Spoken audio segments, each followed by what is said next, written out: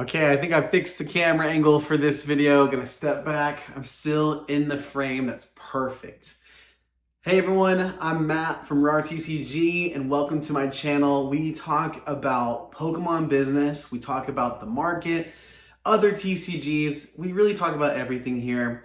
It's really just encapsulating and tracking my journey as a Pokemon business, as a TCG business, how I got started, where I'm at today, my thoughts on the market, what kind of paths and decisions that I'm choosing to take, and maybe you can get some value from that. Some videos will be much more structured, where maybe I'll have like a slideshow. We'll talk about more business stuff. Maybe you can learn some stuff about bulk and different things like that. Whereas this video is going to be much more free form. And today we're actually going to be talking about the Pokemon market crashing. Okay, things are going down in price. It's insane. We just had Destined Rivals release, and I don't know about you, but for me locally, I've been able to find quite a bit of product, which has been really amazing. Yes, prices are inflated right now. We see that at GameStop. They've raised their price on newer releases about 30%. Walmart as well has higher prices on certain items. I've seen that confirmed on different pictures and online. But if you've seen different, let me know down in the comments. So now that these big box corporate America is raising their prices, I shouldn't say it is corporate America, but it's also retail America, right? They are realizing like, hey, we're leaving money on the table. People are coming into our stores. They're buying the product for our prices, turning around and flipping it for double, sometimes triple what they were paying at retail. Isn't that crazy? And for a lot of us, this is the market that we've known. This big kind of bull market, this big hype kind of train that started in the market brought in so many new people or returning people to the Pokemon card hobby, which is amazing. We always need new people coming in and everything so that we can enjoy the hobby. So you're gonna notice a little bit of a cut here. I had to run and help with something at my house. We have a storm coming through soon. We had to move some of the cars. So anyways, sorry about that. But yeah, the hype train, this big, if you want to call it a bubble or bull market, has definitely caused a lot of people to jump back into the hobby, which actually is amazing. Hobbies always need new people coming in. Always, hobbies have people kind of falling off as well. That's a very common thing. In Pokemon, I think that I've heard people say people typically stick around the hobby for 1 to 3 years. And then after that time, that's whenever you typically see people fall off. And it doesn't matter if that person was in the hobby to play the game, collect the cards, or invest. That is the typical lifestyle of someone in a TCG hobby. And so while people are kind of falling off every 2 to 3 years, you have more people jumping in. And as we see with Pokemon and even Magic and some of the other card games, just the community is continuously growing. We are in such a big movement right now for TCGs, which is really exciting. But here's what I want to talk about. For a lot of people jumping in, these prices, these inflated prices that they've seen, those are normal for them. They don't have what's called price memory. For anybody that's been in the hobby for a couple years now, you probably have price memory of things being cheaper. And so you see these big surges in prices and you're like, whoa, I don't know if I want to interact with the hobby when it's this crazy. But then you have hundreds of thousands, if not millions of people jumping into the hobby. Maybe it's not millions, but I bet it's in the hundreds of thousands of people jumping in. And they're here for Prismatic, and they know Prismatic for being $15 a pack, $12 a pack, whatever it is right now. And yes, they understand that that's the secondary market and that if they get extremely lucky, they can find something at their local Target or Walmart or Best Buy. But most people have jobs. If kids are in the hobby, they're wanting something, their parents are not likely able to be at these retail shops whenever restocks are happening. That's a whole, man, just the idea of spending hours of your life waiting for things to be restocked or trying to hit every store as it's being restocked. That's a topic for a whole nother video, but it blows my mind that people are able to dedicate so much time, so much of their lives to waiting, to doing nothing, to sitting and waiting and just getting product. And I don't really, for me and my channel, I always try to have a positive outlook. I try to always believe the best. Obviously, people are going to try to take advantage of the situation on the market, try to make money there. But to be honest, I'm a business, right? I sell bulk, I sell collections, sealed Japanese booster boxes, I do rip and ships. I'm also profiting off the state of the market. So for me to look at the one, at something and villainize it, I'm just not a big fan of that. I think everyone can agree that scalping, like the actual definition of someone walking into or waiting for a restock and then scooping up everything, that's crazy, right? I think we can all agree that that's not the best for the hobby, especially when those people are just grabbing all that product, hoarding it for themselves, and then selling it at ultra premium prices online because they know that they've cornered the market and no one else in their town has access to it. That's crazy. But yeah, so this whole conversation right here, this first topic is about price memory. People jumping in for the first time during Prismatic, Surging Sparks, the hype right now, their price memory hasn't been established yet. They're seeing the prices and they think it's normal. Whereas someone like you and me, if you're watching this, you've been around, I jumped back in whenever 151 released. I remember at first 151 wasn't really readily available. I got super hyped when I found that first booster box, and I could never find an ultra premium collection for 151, except for one time at GameStop. I paid full retail, which was $120, which for me, that was like, dang, that's really expensive, but I really loved 151, and I was collecting the set, so I bought it. Also, my price memory also remembers whenever the ultra premium collection was being fire sold on TikTok for like $80 a box, $80 to $90. I bought like 4 or 5 of them. My price memory of items and products is a lot lower than other people's because I've been in the hobby for a little bit longer. And so I took advantage of those lower prices. I didn't set product back. I wasn't trying to invest, which I look at it now and I'm like, whoa, $90 buy-in, a $90 price to buy into an ultra premium collection for 151 that's now selling for over $300. I haven't checked the price recently, but last I checked, it was getting close to $300. That's crazy. That would have, tripled my money if I had bought more of that product and held it. But for me and where I was at in the hobby, I just wanted to rip and collect 151, and that's exactly what I did. I have no regrets about that, and I love that I got to enjoy that product at a cheaper buy-in price. So price memory is a huge, huge deal. All of this conversation about the newer people coming in, being more okay with the higher prices, some of us that have been here for a little bit longer, and I'm pretty new to the hobby. I've just been in for like really just 2 years, right? 151's about to turn 2 years old, so I don't want to over assume how long I've been here, right? I was a 90s kid. I loved when the cards first released. I remember the hype there. My family, we weren't able to buy a lot of packs, but I did end up pulling a Vaporeon, which was sick, and I ended up trading it for non-holos, which was a terrible trade. But for little Matt, that was awesome. But yeah, so we got price memory.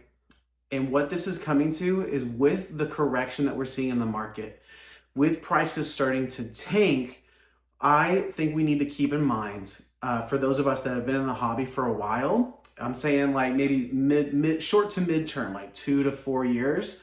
Maybe you got in right after the big hype bubble of the COVID era time. We need to remember and kind of like bookmark in our brain that prices may not return to what they were like before this hype started. I've seen a lot of people kind of get some hate for saying stuff like this, but I think it's a realistic probability. Like this is actually maybe gonna happen. That's crazy sentence right there. We may not see $80 to $100 booster boxes again. I think that Dan from Catch 'em All Collectibles, I love his channel. He really has a strong opinion that one day the market will return to that point. But a lot of the sets that we're seeing today, the sets that you and I love, like 151, well, that's a specialty set, like Paradox Rift, SV Base. I love the base set, man. That's what I'm collecting as well. We may really not see those boxes ever return to as cheap as they were. And I think that that's actually healthy for the market.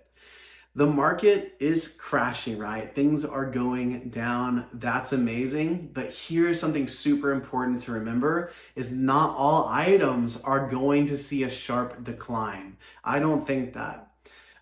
For one, Sword and Shield era boxes, that product is out of rotation. It's not being printed anymore. So we need to keep in mind that those prices are likely not going to fall. And then we need to keep in mind that the earlier like SV Base, Paldea Evolve, Rift, even maybe Temporal Forces, those sets are now getting older and those may not fall as well. So what can we do to be ready, right? So here's all the information. If you are consuming Pokemon content like I am online, you've probably seen a lot of videos like this. But here's what my thoughts are and my approach is as a business owner and as someone in the hobby. Number one, I'm really excited. As someone that streams and does rip and ships, you may think that I love when prices are high. I don't like that at all. I run a very small rip and ship. I don't stream on Whatnot primarily because of all of the drama, all of the scams we see. I primarily multi-stream on Twitch, Instagram, TikTok, YouTube. I'm on all 4 of those platforms at one time, and I sell on my personal website. These higher prices for a smaller business like mine mean that I don't have access to inventory. I have bought off the secondary market so that I have packs like Paradox Rifts. I have bought off the secondary market, so I have packs like Prismatic Evolutions. And I'm not talking I have 100 packs. I'm saying like at max I have like 20 packs available that I paid, what, 70, 80% of market, and then I turn around and sell them for 100, 105% of the market, just so that I have some margin there. And I don't like to do that. I would much rather have packs that are at retail at MSRP or below, be able to have access to them, turn around and then stream and offer cheaper prices to my viewers. I think that that's a much better and much more engaging content that way. So I'm hopeful that prices continue to drop and that we'll continue to see newer sets at cheaper price levels. I honestly think that's the way that Pokemon will do it, right? I think that Black and White may be the first time we start to see a really huge surge of product in the market. I think that we saw some of that with Journey Together. As I said earlier in the video, I'm seeing a lot of Destined Rivals. I'm sure there's locations that are constantly being sold out. I'm sure there's people watching. You may be watching this saying like, I haven't seen Destined Rivals anywhere, and I feel for you. But in my, I live in the Metroplex of like Texas, so Dallas, Fort Worth area, and yeah, there's product. I can find it. It's at GameStops. It's at local card stores, things like that. You're gonna pay a little bit of a premium to get that product, but it's available, and that's really exciting to me. So yeah, let's wrap this up. So what am I doing? I'm excited, right? I'm looking forward to it as a business. I'm gonna have access to more inventory, not only for rip and ships, I talked about that specifically, but I'll also have access to cheaper inventory for my sealed side of my website as well. I'll have access to cheaper collections. Remember, a lot of the singles market has absolutely tanked. Even older stuff like Crown Zenith cards, the golden cards from Crown Zenith have seen a really sharp decline. If you're looking to pick up some singles right now, may be the right time. You just need to do some research before you do that. But for me as a business owner, buying collections at 60 to 75% so that I have a margin to make money there, it's way safer when things are lower. Because I bought a collection 2 months ago now. I spent, it's my first time ever spending over $1,000 on a collection, and that was insane to me, but I did it. I bought a ton of Sword and Shield singles. Really happy that I turned around and sold those as soon as I did. I should have been a little bit quicker, honestly. I think the prices were already starting to kind of come down a little bit. But super happy I was able to make money off of that. It was a really great experience. I bought them locally from somebody off of Facebook Marketplace. It was super weird handing that much money over, but it was a great experience. But as singles drop, I can feel much more confident that there's not as much volatility in the market. In collectors markets and stuff, there's always going to be volatility. And I think that's really going to segue into the last comment. I know this video is already getting longer. This is really the last topic. Hobby markets are volatile by nature. They're constantly in a state of change. Just because we see things ultra hyped up, ultra pumping right now, a couple like 3-6 months from now, things could be totally different. And when we see the market start to cool, yes, we'll be super excited for cheaper products, but that's also the time that a lot of people are going to be stepping away from the hobby. So I just want to encourage you, if you love Pokemon cards, you love the hobby, just, be part of it in a reasonable way. Don't get, what do they say in business? They say don't get out ahead of your skis, right? You don't want to do something to where if you're a business, like if you're leveraging your business on credit cards and stuff, be very careful right now as the prices are dipping, because you may be leveraging and putting stuff on credit cards and having a line of credit or debt that you owe someone. And then when those prices correct, like even a small 10, 15, 20% correction could mean that you are in a trouble spot for paying off that loan, and not to mention breaking even or making money on top of that. So just be very careful. Me personally, I know that business credit cards can be a huge asset for a business owner. You can use them in wise ways, but for me right now with the capital that I'm working with, which is fairly small, I'm not endeavoring into those things. I want to make sure that my cash flow, capital on hand is at a very strong point before I ever entertain anything like that. But I do want to make it clear that I'm not anti-utilizing like a business credit card and stuff like that if you have the money on hand to pay off whatever you're buying. I will definitely do that in the future, but for where I'm at right now, I'm not doing it. So from a business standpoint there, be careful. From a hobbyist, from just somebody in the hobby collecting, ripping packs, playing the competitive game, just have fun. Just spend within your means. Don't go crazy for the newest set, anything like that. But all of us have different situations, so I'm not going to sit here and pretend or pontificate on how much each individual person should spend, because that's going to be different for everyone. The amount of disposable income I have is much different than what you have or the person next to you has, and we just need to keep that in mind. It is a hobby at the end of the day. There's going to be products that I'm priced out of, and I have to be okay with that. And yeah, so thank you all so much for watching. I know this is a longer video. I really thought to myself, like, hey, this video is probably going to be like 5 to 6 minutes long. I'm going to talk about the declining market, how it's all going to zero, and then I'm going to hit them with the curveball and be like, I actually don't think it's doing that. Let's talk about price, memory, blah, blah, blah. Anyways, it didn't turn into that. This is like a 20-minute video almost now. Thank y'all so much. You can support me if you made it to this. Actually, if you made it to this point in the video, drop a penguin emoji down in the comments, y'all. I'd love to see if anybody made it to this point. Penguins are my favorite animal, by the way. And you can support me in my business over at rartcg.com. I've got sealed Japanese booster boxes and packs available, and I stream on Fridays and Saturdays, starting at 8:30 p.m. CST. Peace, y'all.